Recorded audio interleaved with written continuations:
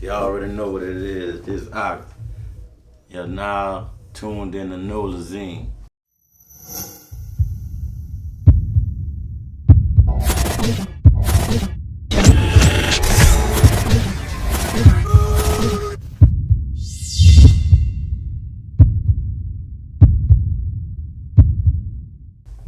All right. So, and for people who don't know, I'm like, tell them where you from. I'm from Lutcher, Louisiana, but I was born and raised out here in the city. Okay. So, like, for people who never been out there, tell them how you get there and tell them how it go down out there. Oh, it's like 25 minutes from the city. It's in between New Orleans and Baton Rouge. On the federal level, that's where the Eastern District stop at. Okay. So like a Fed charge, you catch a Fed charge out there, you part of the New Orleans district. You feel what I'm saying? Gotcha. So let's bring it all the way back. Like, how did you get into music, and like how did you actually start your first record label? Well, the music, I got into music because that just been a passion. I wanted to always really be like Bird, man. You know what I'm saying? So I started my own little thing. And, I try to grab a few people from everywhere, different cultures, and try to put it on and do something like the Hot Boy. Gotcha. So I remember the first time, I met you, your label, I said, man, they out here, they lit, they called crack boys. So how that name came about, and actually how did y'all actually decide to actually go with it? Well, that comes from me and the gang selling crack, and I had a little crew. It was a crew of my partners, and that's what we did. We sold crack, so it was like, well, I'm about to start this label and transition this over. I'm like, we're gonna name it the Crack Boy. Right. So, if you ran with that for a few years, then then also around a few years you actually, I don't actually know you met Kevin Gates, so let's bring it back and when did you meet Gates, and when did you start getting into music videos and everything like that? All right, like this here. Gates, I knew him through a mutual partner, Booby. But Booby was in jail when I met him. Me and Menace had went to the Ozone Wall, and we linked up with Gates through a mutual friend with Hurricane Chris. But he was Hurricane Chris and Gates they was on they had something going on, and we got linked up with them through so the slim old manager, what his name is? I can't remember his name, but he linked us in when we got down there, and from that night we just rocked and we hit it off, and we became jam since then. It was like '08. Okay, so '08. Anthony Murray. That was I ain't know his name either. That's why I ain't want to throw it out there. Slim and BG, like everybody managing. Right. So a few years, if you rocking with Gates and you start your label, you come out blazing, then boom, you end up getting, going to jail and different things like that. So going to jail and like having a plan in jail, I want you to kind of go through the process of that. Well, like before I left the streets, it was popping. Like we had the music shit, we was popping, you know what I'm saying? So when I got hit on a federal charge, it kind of slipped away. And the whole time I'm in the feds, I'm like, the rap shit was cool with me, but at the end of the day, it's like I put a lot of money out there, and that money ain't never came back in. So I was really done with the rap when I came home. Right. So if you came home and it was a different world, things was moving a little different, things moving faster, and then like that, and boom, you started messing with the dogs. So who introduced you like to the Frenchie world, and like you know, and like what made you take it like so serious? Really, before I went to the Fed, I always been fucking with the dog. Okay. So I was fucking with the bullies back then, and I had a bulldog. But I had spent like 150 on dog before I went. I lost all of that. You know what I'm saying? So the whole time I'm in there, I bought 2 Frenchies when I was in there. I made a few dollars off of them, but when I came home really looking for a pet. And I had a market before I went to jail. And like I said, I had bought a Frenchie, but he had died, and I had a female. I still had her, but I had gave her to my partner now. So when I came home, I was looking for a replacement as a pet, because my love for the dogs is always gonna be there. So I had to choose from a bully, a bulldog, or a Frenchie. But at that sense, it was like everybody had all of these dogs. So I switched the game up, and I went to looking for something different. And when I seen these fluffy Frenchies, I went with my move on that. I'm like, it's the best of both worlds. I got a market because of the long hair, and I got a Frenchie. You know what I'm saying? So I'm like, I'm gonna grab that. So when I grabbed that, everybody started being like, damn, what that is? And it just picked up from there, you heard me? Gotcha. So, you know, if you start going hard with the dogs, then you start going to shows and different things like that. And also like recently, but you just was like named, you was just named like the #1 breeder in, you know, in like Louisiana. Yeah. I was at first I was about to say it was the old South, but I ain't gonna lie. Yeah. So like, you know, and so how did you feel, you know? And with all that, you know, going on, and like, dang man, but I came home from jail, you know, but I jumped in a different lane, and like I'm #1 now. Yeah, it hit me hard because it's something that I really wanted my whole life to be like at the top of the food chain on with these dogs, and I just went hard with it. Once I seen that I had it, I just kept on going and I ain't stopped. I put all my focus into that. I didn't put my focus in nothing else. And so like actually, I'm like, what was your first dog sale that made you like really believe like, man, they got real money in this? Man, my first dog sale, man, it wasn't even for me. Well, I had a dog sale. I turned down 180 of my first litter. I turned 180 down. And when I turned that down, I was like, I'm gonna make more money by keeping them, which I did.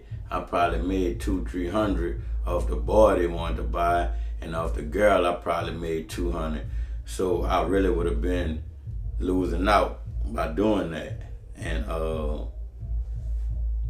that was a sale I passed up on, but then I ended up selling one of my partner dogs for $65, and one of my other partners I sold two of his dogs for like $30 a piece. So it was like, it was real money coming without the legal attachments to it. You feel what I'm saying? So when I fell in, it's just like in a game, you fall in love with that fast money, and I fell in love with the fast dog money. And I just kept on going, kept on. So like after making, you know, over 6 figures with a dog, did you ever go back in your mind like, man, I need to go back with the music stuff? I think about it all the time. But it gotta be a right situation where it ain't as much as me having to put everything out behind the artist, because you'll invest so much money in the artist, like just shooting videos, the wardrobe, the Chains. look, just the look, to make them, you know, be in them positions. And at the end of the day, the loyalty don't lie there all the time. You know what I'm saying? You'll be in spun that, they get a deal and they gone about their business. But these dogs ain't. I spend 50 on this dog. It's guaranteed I'm gonna get my 50 back plus a profit. So I look at it different. You feel what I'm saying? but the money more, like secure and lucrative. Yeah. Like, like music is just like, you don't know. Right. You just really really just a dream. Yeah. And the dogs, like, the dog gonna have some babies eventually or something gonna work. But what I really did, I incorporated everything that I took from the music business before I went to jail, and I just turned it around and put it in the dog business. Right. So that's how I'm ahead of the game, because I use a different tactical than what the regular dog man will be doing. Right. And also, if you did something different that most people don't do, like, you only hear about it often, like a few times, but like, you put all your friends on, like anybody that want to get on, like man, you didn't mind them getting, jumping under like high end. Yeah, because it's a big world, and people spinning all over the world with these dogs, and you can't really go. You could go at it alone, but you gotta have the strength with you by having a whole team. You know what I'm saying? Michael Jordan wouldn't win the championship if you don't have Pittman and the rest of the team. LeBron neither. Like you need your whole team to get in to make something happen. You might have somebody that could hit the last minute 3-pointer. You might have somebody that could block the last minute shot. You might have somebody that could do a steal. It's just you need all that together to make something pop. Gotcha. So, like, also, like while he was in jail, Gates was going crazy, like, saying your name and everything like that. And how it was for you the first time you heard Gates mention your name while he was in jail. Oh, in the Fed, in the Fed is different, because the song, they got to come on a computer and you download it to MP3. And like, when I really got to a spot where I could have got it downloaded on there, and everybody like, man, Gates saying your name on the song, you know what I'm saying? Boom, I got it on the MP3, and it's like it's up. You feel what I'm saying? But everybody already knew me in a Fed from fucking with Gates, Right. So like, but I don't know if you ever went to if I don't know if you ever went to like state before, but like I want you kind of explain like the difference from the Feds to the state, because like a lot of people don't know that. I've been in a state before, but all right, the state. Well, when I was in the state, that bit was really like, the state where I was with the real state, not a satellite camp, ain't no air conditioning. I'm gonna tell you that now. So that was one thing that they said the Feds got. Man, the Feds got air conditioning. The Feds got a yard. You go play football, basketball. It is in sort of a sense, but I'm gonna break it down to you. The Feds got levels. They got high, medium, and low, and camp. I started out in the high. You know what I'm saying? And when I started out in the high, I learned a lot, because that's where most of your like violent criminals and like the OGs, people that got life, and I was in a dorm with 30 people that had life. You know what I'm saying? And I had like 8 years. I jumped out there, but I got schooled from the old cat, because they seen my vibe. I wasn't into nothing. You know what I'm saying? So that taught me a lot by going to they call it a USP. It taught me a lot there. Then I moved on to the medium. It was kind of the same, but it was different. The respect level, the lower you go, the lower your respect level, and the lower you go, the more freedom you have. Like in the USP, you locked up in that bitch, man. They might have 2-3 fights break out a day. We go on lockdown. It's over with. I was on lockdown for like 3 months at one time. I'm talking about had to survive off of whatever you had in your locker. It's how your mental was being like in a cage, but man, like an animal. I ain't gonna lie to you. Like, really, like I said, all that helped me. You know what I'm saying? To go through something you'll never think you could go through. You know what I'm saying? Like I said, and being in that spot, That probably was the best spot I done been to. It was Pollock USP. We went on lockdown and we stayed going on lockdown. They might have had about 10, 15 murders in that period within a 2-year span when I was there. And like they don't even show that on the news. Nah, it don't even make it to the news. Yeah. Like people don't know it. Like a lot of stuff. Like you ain't guaranteed it could go on. Like a year ago, one of my partners, old school, Mario from DC, he just got stabbed up and killed. He been down 20-something years. You know what I'm saying? He's the OG. Everybody respect him in there. They on lockdown. They come out to use the phone because when you come out, they only got a certain amount of time. So everybody running to get to the phone, running to get the shower, running to get on the computer because you can email and shit over there. So I don't know what transpired about the phone, but he got into it with a Crip about the phone. Beat the Crip up. Crip went to his cell, got his knife, ran back at him and stabbed him up. Killed him.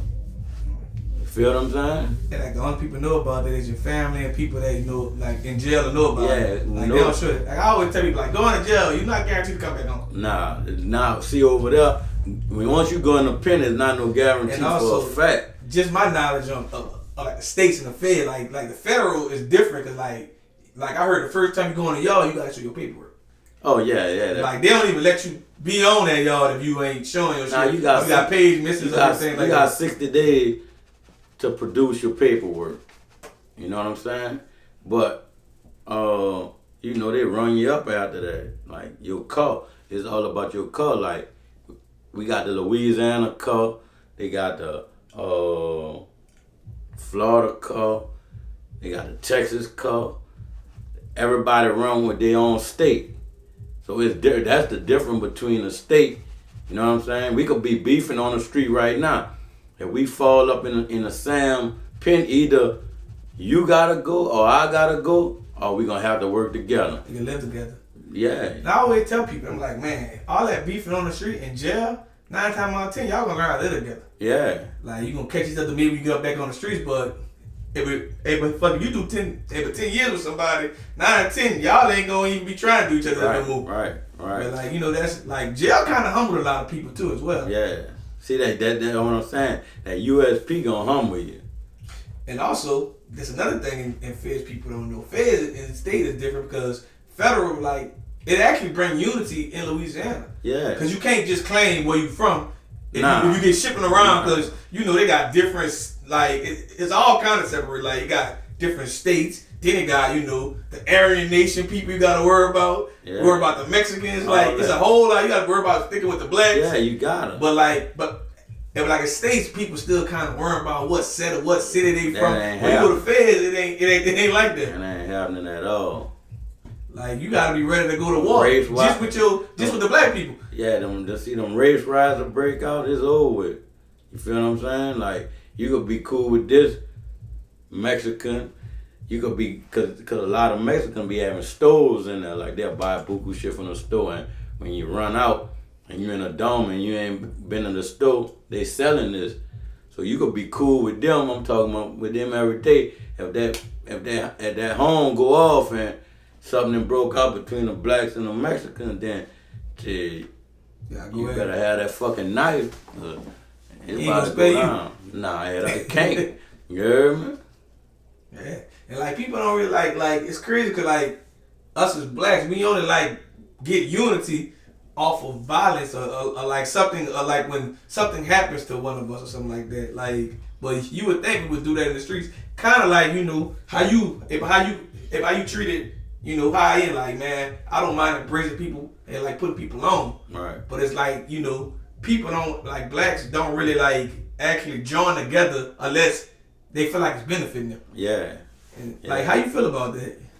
Shit, man, it's a cold world. Like, blacks, they don't really like understand. Like, really, the Mexicans stick together, the whites gonna stick together, every other race gonna stick together when it come down to come down. We the only people that do that.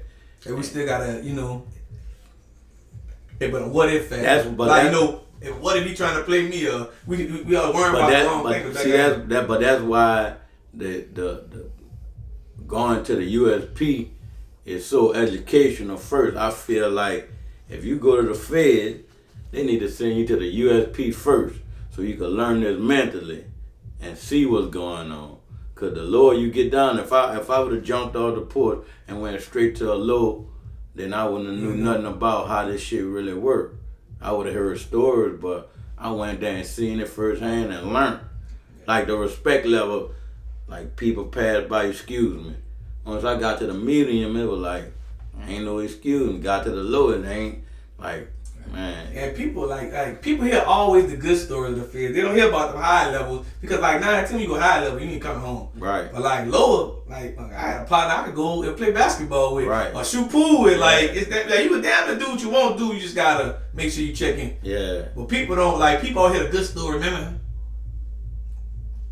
Obviously, my partner in the Feds with a rollie. Yeah, he ain't low. He ain't no high, or he ain't get transferred to shit like that. Yeah. And you gotta work your way down. Yeah. And people don't understand. Like you gotta really work yourself down like you in school, in prison. Yeah. Yeah, that's crazy. But like, being in the music industry, dog, entertainment world, all that. And like, what do you enjoy about it, and what do you actually hate about it? Shit, I'm gonna tell you, like, I hate the hate. You heard me? Like, cause this shit'll make your best partner fall out with you over hate and the money. Cause they feel like you getting ahead of them, they gonna feel some kind of way. But I was taught by my old head who I was fucking with the bullet. He told me something one time. He like, I don't let these dogs come between our friendship. And I always used to be like, man, the fuck these dogs gonna come from my friendship? Cause I'm the type of nigga like I give a nigga whatever off my back, shirt off my back, whatever. I ain't gonna let that shit come between us, you heard me? But when he said that, I'm like, man, what the fuck that mean? I found out down the line what it mean, cause I done lost friends over dogs. You feel what I'm saying? So that's the only part I hate about it, how this shit'll change a nigga way of thinking. Okay, so far as like, tell us what do you like enjoy about it? Shit, I enjoyed the love, really everything. Like I really enjoyed the bread, being able to do this shit on a level from what I was doing on the street. Like, fuck it. If I was like say I was in a gang, if I was selling a brick, I might have paid, let's say, I might have paid 20 for a brick and make a little 5G profit. So that's 25,000. Now I get a dog, breed a dog, eat dog off of that, I can sell for 25,000, and that's all my profit. When putting 20,000 on the line to make 5,000, then I ain't winning. But if I didn't spend 20,000 on a dog, for a fact, a year later she gonna be in heat, and I'm a breeder. If she have 5 puppies, let's say I just tell each puppy for the price I paid 25,000 for her, then that's 125,000. So, and then she gonna be back in heat in another every 6 months. So 2 times a year I make 125. That's 250 a year off of one dog. You ain't gotta do nothing else, huh? Off of one dog. That's love. So if you got multiple, you just do the math. 5 females doing that in a year. 5 females doing that in a year. What you is? That's what you mean. Come on, man. Yeah, but it ain't rocket science. It ain't rocket science. Gotcha. You just gotta, and there's a lot of investing. Just like I say, what I learned from the music business, that you gotta invest, you gotta pay for this, you gotta pay for that. I'm all in. I spend a lot of money on promotion for that. You know what I'm saying? Shooting videos, you know what I'm saying? Going to dog shows out of town. It just, you gotta spend, you gotta put in. And what you trying to get back out? To get back out. You know what I'm saying? It ain't. Everybody might look at it, they gon', oh, I'm gonna just go buy a dog and that bitch gonna do what it do. It ain't gonna work like that. And also, people don't mention about the dog. You know, you gotta be ready for all the risks with a dog too. Like sometimes your dog can eat your dogs. All like your whole litter could die. Whole litter could die. And people don't like, you know, everybody just think Man, like. I'm gonna tell you like this. In order to, all right, when it's time to breed it though, you gotta bring your dog to the vet. It's $100 for a progesterone test. Then you gotta find a stud. You might pay 10, 5, 10, 15. It depends on what the stud is you paying for. You gotta pay for the surgical. Then you gotta pay for the C-section to take the puppies out. Then you gotta pay a whelper to whelp you to make sure your puppies don't die. You know what I'm saying? So then, you know, you see the profit after that. A lot of people will see that, I'm gonna just grab this dog and it ain't gonna work like that. You gotta put in like a strong hustle. I took everything, my street hustle and my rap hustle and my dogs and put it all in one. Straight dog. What's next for you? Shit, what's next for me, man? I ain't gonna tell you no word of lie. All I see is dog money. That's it. I just bought a dog for $200, but everybody'll be like, man, you spent that much on a dog, man. Let me see, in 4 more months, I'll probably make $1 million off of him.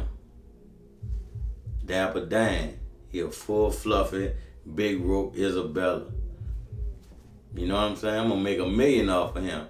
I charge $20,000 a breed time. So I'm 50 people. I get 50 people to breed time. What that is? Lit. Come on, man. Gotcha. You gotta learn how to do the math. It's just like I took my street. I took everything I learned from the street as a hustler and put it into these dogs. Gotcha. And also, last but not least, tell the world actually, what can they find you at on social media and everywhere? You can find me on High End Fluffy Ox. You can find me at I Am King Ox. And you can find me at High End Fluffy's Cat. That's my partner. I don't know if you remember my partner. I remember. But you know, he just got killed. His funeral was today. So you know that what I was. I ain't know what happened to him, you know. Yeah, got killed, you heard me? I'm a long-lived cat. Yeah, long-lived cat. Rest in peace, cat. High-end fluffers to the end.